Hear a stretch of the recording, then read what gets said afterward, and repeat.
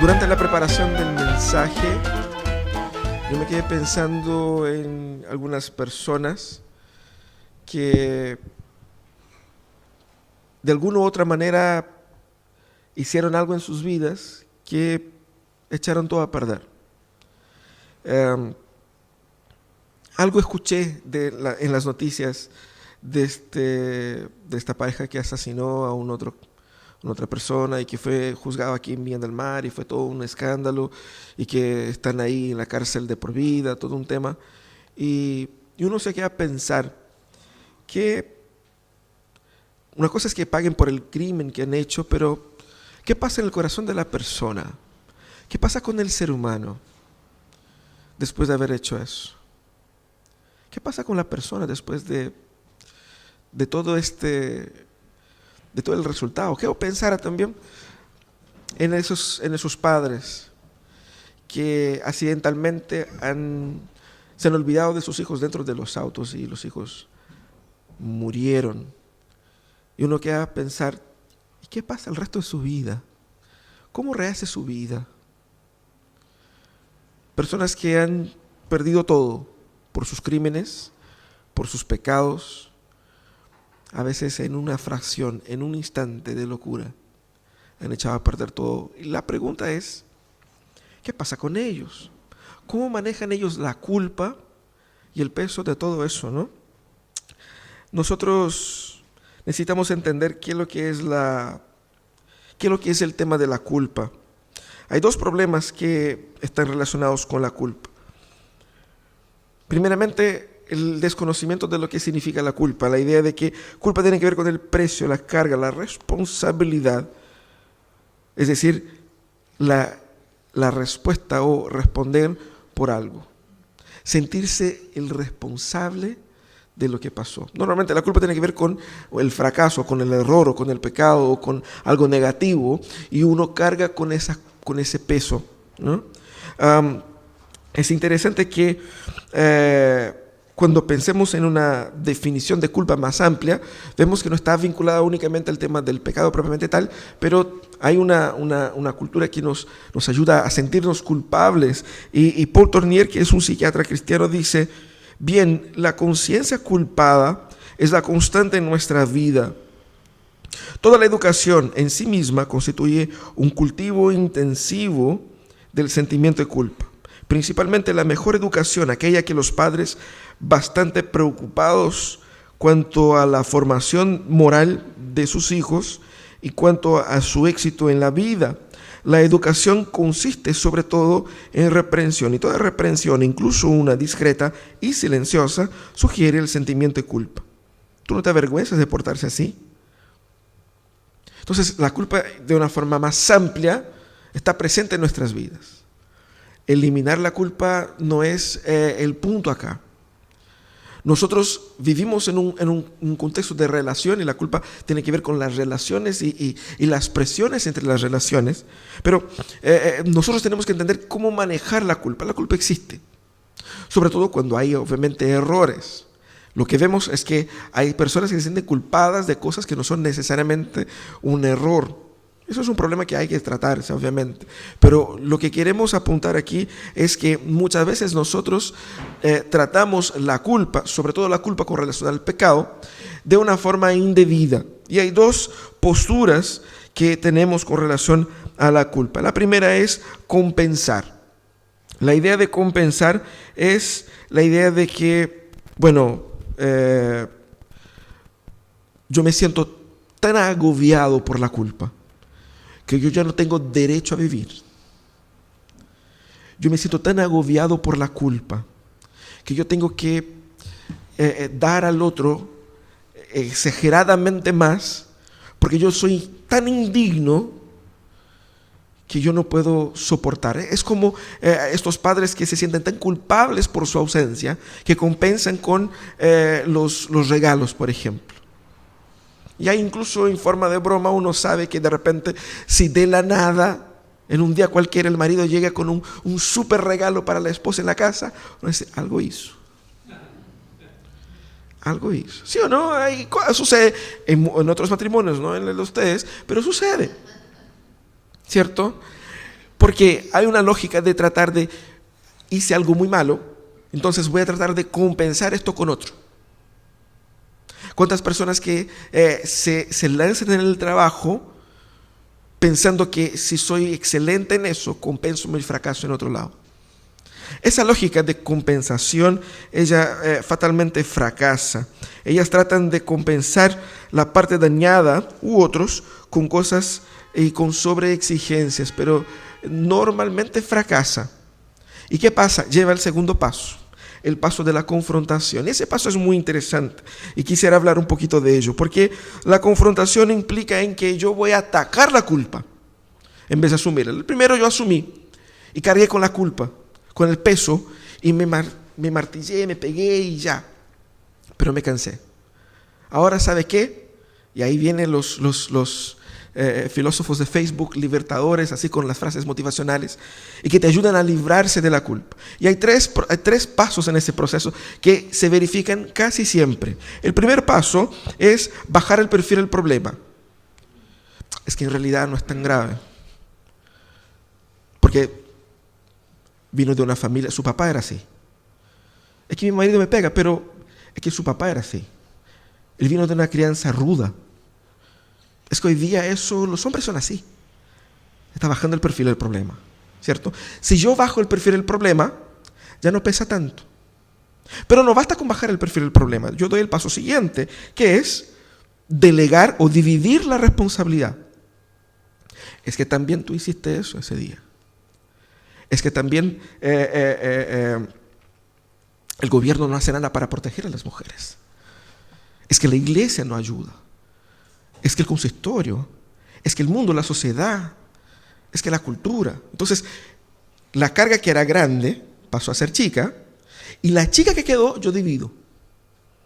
Y para terminar, si eso no es suficiente, yo ataco al acusador. Pero ¿quién eres tú para acusarme a mí?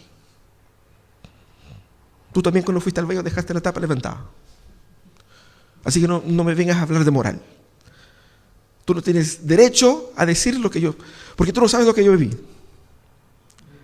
Esos tres pasos son usados religiosamente cuando queremos confrontar un tema de la culpa.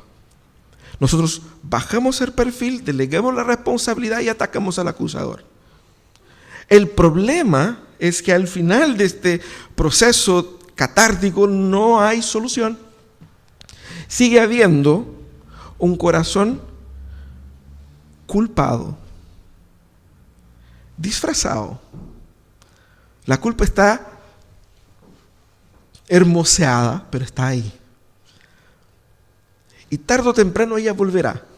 Tarde o temprano ella va a volver a su corazón, a su mente, a dar vuelta. Y eso puede pasar por un proceso de reinicio. Es decir, te vas a sentir nuevamente muy culpado, a tratar de compensar.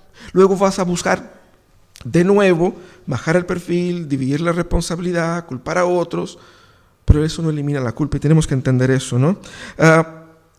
Esos dos puntos de pensamiento que tratamos de expresar aquí, que tiene que ver con bajar el compensar o confrontar, enseñan dos grandes mentiras.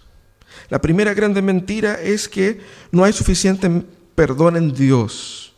Por eso yo tengo que sufrir, yo tengo que compensar de alguna manera con regalos exagerados, con mucho trabajo, con mucha dedicación. Yo tengo que pasar por eso porque yo me lo merezco. Y cuando yo actúo así, yo actúo pensando en que el perdón de Dios no es suficiente como que para librarme de esta carga. Yo tengo que cargar con ello. Yo no puedo entregar toda mi culpa a Jesús porque yo tengo que pasar por ella. Y eso es, parece ser muy humilde, pero es profundamente orgulloso. Yo se la pago. Yo lo pagaré. El orgullo de decir para Dios, no es Cristo quien paga por mí, yo pago. Pero también en la falta de fe, en la falta de conocimiento, en el tamaño de la misericordia de Dios. Esa es la primera gran mentira. La segunda es que, yo no soy tan pecador así. Eso ni siquiera es un pecado, es una conducta. Es que hoy día los tiempos cambiaron. Las cosas son así. En el mundo moderno la gente piensa de otra manera. Y eso es lo que vemos en los tiempos bíblicos. Eso era para la cultura de la época, hoy día ya no es así. Y tratamos de bajar el perfil a nuestro pecado y tratamos de ver a nosotros mismos menos pecadores de lo que realmente somos. Lo que queremos aquí en esa mañana no es eliminar de nosotros simplemente la idea de que yo soy pecador y bajar el perfil al pecado, pero tampoco queremos ignorar el tamaño de la misericordia de Dios, ni salir de acá todos valientes de cómo vamos a tragar la culpa entera, sino que entender que hay sanidad en Dios. Porque tanto uno como otros se están engañándose a sí mismo, y tarde o temprano el peso de la culpa va a agobiar a sus corazones y los va a destruir. Por eso vamos a meditar en el Salmo 32. El Salmo 32 dice: cuán bienaventurado es aquel cuya transgresión es perdonada, cuyo pecado es cubierto. Bienaventurado el hombre a quien el Señor no culpa de iniquidad, en cuyo espíritu no hay engaño. Mientras callé mi pecado, mi cuerpo se consumió con mi gemir durante todo el día. Porque día y noche tu mano pesaba sobre mí. Mi vitalidad se desvanecía con el calor del verano. Te manifesté mi pecado y no encubrí mi iniquidad. Dije: confesaré mis transgresiones al Señor, y tú perdonaste la culpa de mi pecado. Por eso, que todo santo ore a ti en el tiempo en que pueda ser hallado. Ciertamente en la inundación de muchas aguas no llegarán estas a él. Tú eres mi escondedero. De la angustia me preservarás. Con cánticos de liberación me rodearás. Yo te haré saber y te enseñaré el camino que debes andar, y te aconsejaré con mis ojos puestos en ti. No seas como el caballo o el mulo, que no tienen entendimiento, cuyos arreos incluyen brida y freno para sujetarlos, porque si no, no se acercan a ti. Muchos son los dolores del impío, pero al que confía en el Señor, la misericordia lo rodeará. Alegraos en el Señor, regocijaos justos, dad voces de júbilo todos los rectos de corazón.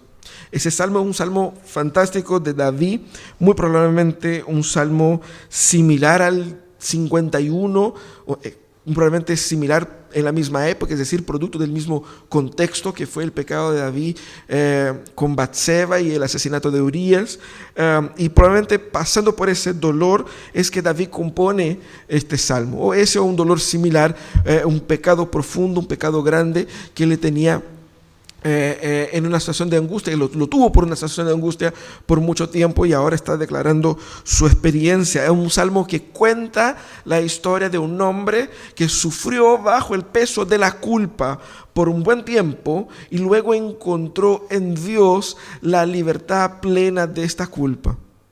Por lo tanto, ¿cómo este salmo nos puede ayudar? Vemos un poco la estructura de este salmo, ¿no? Primero tenemos ahí en los versículos 1 y 2, tenemos el tema: bienaventurado, cuán felices son aquellos que tienen su pecado perdonado y su transgresión cubierta. Los salmos son siempre escritos normalmente en dos frases, donde la siguiente repite o refuerza o expande la idea de la primera.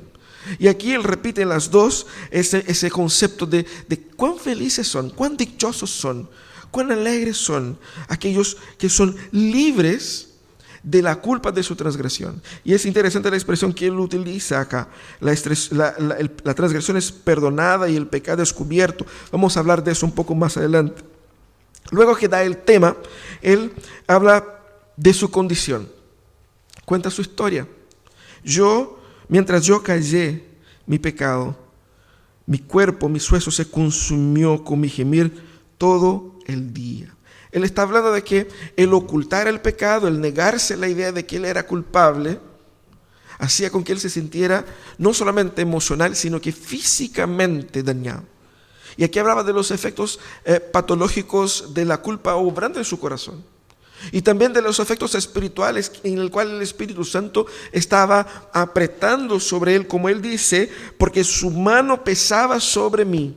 Es decir, la presencia del Espíritu Santo en el corazón del convertido que está en pecado genera presión, genera una situación donde yo tengo que buscar salida porque yo estoy sufriendo. Ese sufrimiento que provoca el Señor es para nuestra sanidad, es para nuestra protección. Él muestra su condición en esos versículos. Luego el versículo 5 muestra la reacción. Te manifesté mi pecado y no encubrí mi iniquidad. Y dije, confesaré al Señor las transgresiones. Él confiesa sus pecados, él va a la presencia de Dios y no solamente se presenta ante el Señor diciendo, mira, ¿sabe qué? Es que yo estoy sufriendo por esto, sino que dice, yo soy pecador. Él no reclama al Señor del gemir de sus huesos, como él decía antes, sino que él, en profunda honestidad, reconoce ante el Señor la condición de su corazón. Esta reacción es muy importante, porque él muestra esa reacción y luego él pone una frase en la mitad del Salmo. Un versículo ahí en la mitad del Salmo, el versículo 6, que dice, por eso todo santo ore a ti en todo tiempo en que puede ser hallado. Y ciertamente la inundación de muchas aguas no llegarán estas a él. Él como que da una frase que es el clímax de este salmo. Que todos los que están pasando por eso pueden buscar en el Señor respuesta para sus angustias. Porque cuando vengan los momentos más difíciles de su existencia, de su lucha contra el pecado, de la incertidumbre con relación al futuro, del temor por la muerte, cual sea la circunstancia, una vez confiada en el Señor, yo estaré protegido. Y vamos a ver que cuando él va tratando aquí la idea de pecado y la idea de culpa, la idea de la fe y la confianza en el Señor está intrínsecamente relacionada a eso. Bueno, él sigue y habla también sobre la gloria del Señor en librar a él de su situación. Y él alaba al Señor, eres mi escondedero, de la angustia me preservarás y con cánticos de liberación me rodearás. Aquí en ese versículo Calvino llama la atención a que él no dice cánticos de socorro, porque son prácticamente eso, le está cantando al Señor, suplicando al Señor, son cánticos de liberación, es decir, yo canto la liberación que yo he vivido. Cánticos de liberación solo pueden ser cantados, o si yo tengo fe en la liberación que viene, o si yo ya pasé por ella. Pero exactamente eso, me rodearás, o sea, estaré envuelto en una expresión clara, evidente de celebración por la liberación que encontré en el Señor. Y termina con una parte de enseñanza donde el salmista, actuando ahora como profeta, habla, Dios habla en primera persona y Dios dice aquí, yo te enseñaré, yo te guiaré al camino que debes andar, yo te aconsejaré. ¿Por qué esa enseñanza? Es parte del propósito del Salmo, de exhortar al pecador, porque él ha mostrado aquí dos aspectos, respondiendo a las dos situaciones que vimos al inicio, de la persona que está agobiada por la culpa, está tratando de cargar sola con la culpa, y la persona que baja perfil al problema diciendo, no, eso no es tan grave.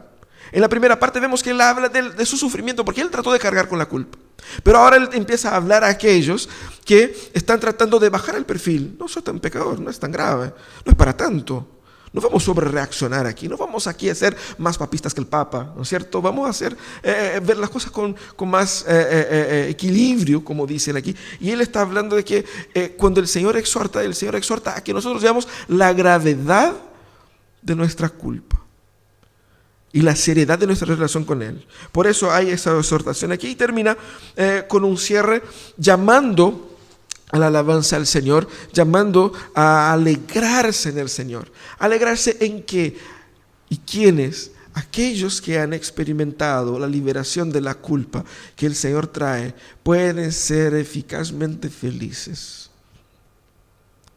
Y no hay persona feliz que vive diariamente siendo acechada por la culpa. La culpa puede destruir tu matrimonio, la culpa puede destruir tu carrera, la culpa puede destruir su vida espiritual, la culpa te puede consumir y la culpa puede desencadenar Situaciones como vimos las semanas anteriores, de estrés y depresión. La culpa puede terminar con su vida.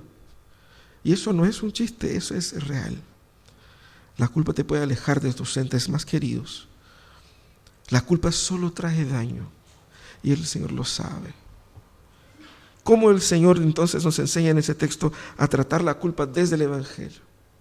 Lo primero y lo más hermoso que me destaca aquí es la comparación que él hace entre alegría y tristeza. El versículo 1, él habla, cuán felices son, bienaventurados. Pero el versículo 3, él dice, mientras callé mi pecado, envejecieron mis huesos. Cuán felices son los que son perdonados. Pero cuán miserables son aquellos que tratan de cargar solos con la culpa. Esa comparación entre el pecador que está cargando con la culpa y el que es libre en Cristo es claro acá. ¿Y por qué él hace esa comparación? Esa comparación es importante porque hay una inmensa felicidad en ser libre de la culpa de su pecado. Y esa felicidad solo puede venir de la parte de Dios. Eso es lo que buscamos. Lo que el Salmo está mostrando es que yo no puedo encontrar esa felicidad si el Señor no me quita de mí ese peso de la culpa. Y tenemos que entender algo. Eso no es solamente para aquellos que son cristianos. Tenemos que entender que todo el ser humano está diseñado para una relación con Dios. Y la experiencia de tristeza, de agobio que viven las personas sin Cristo, aún sin la conciencia y sin la presencia del Espíritu Santo, experimentan ellos también en sus vidas las presiones de la culpa delante del Señor, aunque no se den cuenta. El punto aquí es, yo no puedo tener una real y verdadera relación con Dios, porque yo soy pecador. Y por eso mismo yo no puedo tener una real y verdadera relación conmigo mismo y con mi entorno. Porque mi pecado va a estropear todo. Mi pecado puede echar a perder mi familia, mi carrera, mi trabajo, mis relaciones con mis parientes. El pecado puede echar a perder todo. ¿Cómo hago? ¿Cómo me libro de esto? Y ahí es hermoso que el Salmo diga que de la tristeza, de la angustia y de la desesperación, de la culpa que te consume, la única salida no es echar para adelante, no es bajar el perfil, no es acusar al acusador. La única salida está en el Señor. Ahí vemos la fuente de alegría y la causa de la tristeza. Estar consciente de su pecado y negarse a reconocerlo solo lleva al sufrimiento y al castigo de Dios. Por lo tanto, tenemos que entender eso en primer lugar, ¿no? Que hay una inmensa felicidad en la libertad de Cristo. Hermanos, no pensemos que no nos contentemos con pequeñas felicidades producidas por esas estrategias carnales, humanas, de bajando el perfil del pecado, dividiendo la culpa, hacernos sentir menos pecadores. Nosotros estamos acá no para sentirnos menos pecadores. De hecho, necesitamos entendernos muy pecadores. Mientras más pecadores nos entendamos, mejor. Porque es así como el Señor nos quiere. Ante su presencia, con honestidad. Esa es la alegría. La alegría verdadera comienza cuando yo soy tratado revelando todo lo que soy. Y eso es un tema interesante en ese salmo, que es la segunda cosa que yo quisiera destacar aquí. Es hermoso ver cómo el texto en hebreo va utilizando palabras que son muy similares para mostrar el tema del pecado y del perdón. Él va utilizando a lo largo del texto la idea de ocultar y revelar. Cuando habla de callar sus pecados, cuando yo me callé, cuando yo oculté, esa es la idea, cuando yo oculté mi pecado, su mano pesaba sobre mí. Entonces yo ya no oculté el pecado, lo abrí ante el Señor. ¿Y qué hace el Señor? El Señor lo cubrió. Esa es la expresión de la palabra que utiliza el griego, el hebreo, para el perdón. La palabra perdón aquí es cubrir, ocultar. Fíjense cómo es hermoso. Cuando yo dejo de ocultar mis pecados al Señor, el Señor los oculta por mí. Cuando yo soy abierto y los revelo ante el Señor los cubre. Debemos entonces revelar, declarar, confesar el pecado en vez de cubrirlo. Debemos asumir la culpa, toda ella, sin alternativas, sin justificativas delante de Él. Porque cuando revelamos toda nuestra culpa y toda la malignidad de nuestro corazón y de nuestras intenciones ante el Señor, nosotros descubrimos un Dios tan misericordioso que Él es quien cubre mis pecados. ¡Qué hermoso! Entonces, eso es lo que Dios espera de nosotros, que nos acerquemos a Él sin excusas, porque nosotros podemos confiar en la misericordia de Dios. Encubrir el pecado a Dios es desconfiar de su misericordia. Encubrir el pecado a Dios, primero es hacer a Dios mentiroso, porque Dios dice que somos pecadores. Como dice Juan ahí en 1 Juan. También debemos entender lo siguiente: Dios toma nuestros pecados y los cubre. Perdonar es cubrir, es ocultar, es dejar de ver. Fíjense aquí, no es que Dios, al perdonarme y librarme de la culpa, transforma a mí en una persona impoluta, una persona libre absolutamente de pecado de siempre. Es decir, el pecado retirado no me transforma automáticamente en una persona intrínsecamente justa. ¿Cómo la Biblia expresa eso? Dios, cuando cubre mis pecados, Él hace eso cubriendo Él mismo en la persona de Jesús. Y la justicia que Él me da no es la justicia mía la que yo merezco. Es una justicia que Cristo compró en mi lugar. ¿Con qué cubre Dios nuestros pecados? Con la sangre de Jesús, mostrando que el pecado tenía un precio y alguien tuvo que pagar y alguien se llevó la culpa. La culpa la lleva siempre a alguien. La culpa no desaparece. No significa que yo puedo confesar todo al Señor y el Señor va a ser vista gorda y decir: ya, hijito, ya no te preocupes. No es así.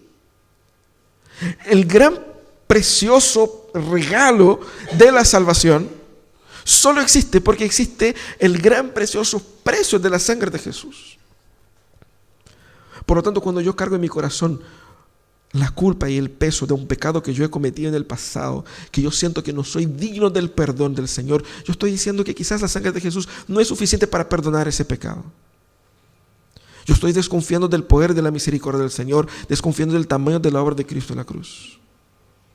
No tenemos por qué ser acechados por la culpa y por la acusación de Satanás, por los pecados que fueron pagados y cubiertos en Cristo Jesús. Porque lo que Dios tomó, Dios pagó y lo pagó totalmente. La justicia que yo puedo ostentar delante del Señor no es la mía propia, sino que es de terceros, es de Cristo. Pero es totalmente mía, es decir, totalmente imputada a mí. Y tengo derecho de usarla. No es pequeña, no es limitada. Es fantástico cómo Él va jugando durante todo el texto aquí con esas ideas de ocultar y revelar. ¿Qué es lo que estás ocultando en su corazón? ¿Qué es lo que estás ocultando ahí en su vida? Ese pecado del pasado, de a veces hace años, que te tienes ahí y que te dice que por causa de eso tú no puedes nunca ser una persona, nunca puedes tener un matrimonio feliz, nunca puedes ser una persona así o así, o por causa de eso siempre vas a seguir siendo una persona ignorante, pobre, limitada, que te dice que tienes que sufrir así. Tienes que pagar por ello. Nosotros seguramente llevamos las consecuencias de nuestras obras, pero cuando encontramos en Jesucristo el perdón, nos damos cuenta de que ahí tenemos la libertad de la culpa. Y si somos libres de la culpa, ni siquiera Satanás nos puede acusar, ni siquiera Satanás nos puede atacar. ¿Por qué? Porque lo que yo revelé ante el Señor, Él lo cubrió. Y lo cubrió de una vez por todas en la sangre de Jesús. Y no hay nada que pueda revertir eso. Pero también el texto termina hablando de la relación entre confianza y rebelión. Qué interesante eso. En momentos de desorientación y culpa, somos llamados a buscar a Dios y buscar la misericordia de Dios. Fíjense qué interesante. Una de las estrategias es negarse la culpa y rebelarse contra la idea de que yo soy pecador. En esas circunstancias donde el Señor dice, cuando haces eso, estás declarando que no crees en que Dios te puede perdonar. Es desconfiar de Dios. Es más, es querer asumir el lugar de Jesucristo para pagar sus pecados. Ese es tener una visión muy equivocada de sí mismo. Y eso es atraer para sí más condenación. Por lo tanto, cuando nosotros tratamos el tema de la culpa aquí, tratamos tanto de la gente que sí está sufriendo, pero tratamos también de la gente que está pasando por una situación en su corazón de rebelión. Me siento bien. No he hecho nada malo. No, si mi vida está bien. Si mi vida está tan bien, con una espiritualidad bastante pobre, pero estoy tranquilo, no he hecho nada malo, seguramente yo estoy olvidando algo. Seguramente estoy pasando por alto algo. Seguramente estoy considerando que no es pecado cosas que sí son pecado. Y lo hago para tranquilizar mi conciencia, para callar el corazón, para decir al Espíritu Santo, a ver, no es tan así. No es tan grave. Todos lo hacen. Debemos nosotros volver a la palabra y reconocer ante el Señor nuestra rebelión. Porque muchas veces estamos en rebelión delante del Señor, diciendo, no, Señor, eso es normal, cuando no es así. Tenemos entonces que quebrantarnos ante el Señor y decir, Señor, yo pequé porque en mi corazón me consideré menos pecador de lo que realmente soy. Hice poco caso de su justicia, hice poco caso de su voluntad. Y es interesante cómo el texto muestra eso de una forma bien clara al destacar el llamado del Señor, porque dice, no sean como la mula. Y fíjense en algo interesante que da el texto. Porque estos animales, por mucho que se rebelen, sus amos saben cómo controlarlos. El Señor, si necesario, va a utilizar, como en la mula, estos frenos. Y eso es interesante. Usted puede rebelarse y puede bajar el perfil, el peso y hacer el cristianismo que quieras, pero el Señor sabe cómo controlarte. El Señor sabe cómo controlar a los rebeldes. Y Él va a traerte de vuelta, como decimos, si no es por amor, es por dolor. El Señor sabe. Por lo tanto, confía en el Señor. Y confiar en el Señor significa reconocer todo, asumir todo, 100%, culpa mía. No, pero es que en el contexto todos estaban haciendo culpa mía, 100%. Yo no tengo excusas, yo no tengo justificativa, yo lo quise, yo amé el pecado y lo disfruté y lo quise y deshonré al Señor conscientemente con todo mi corazón. Culpa mía y 100% mía. Pero cuando lo hago ante el Señor, suplicando en el Señor esperanza y misericordia, es porque yo creo que Él me puede dar. Y Él sí puede dar. Por lo tanto, nosotros debemos quedar con el versículo 10 que termina este texto resumiendo la idea completa. Muchos son los sufrimientos de los rebeldes, que no quieren someterse a la obediencia al Señor. Ellos tratan de ocultar su culpa. Pero los que confían en el Señor y revelan su culpa encuentran perdón y felicidad. Aquí Él va a hablar de los sufrimientos de aquellos que se rebelan contra el Señor, tanto ocultando como llevando también sobre sí esa culpa, como que tratando de pagar por ellos mismos.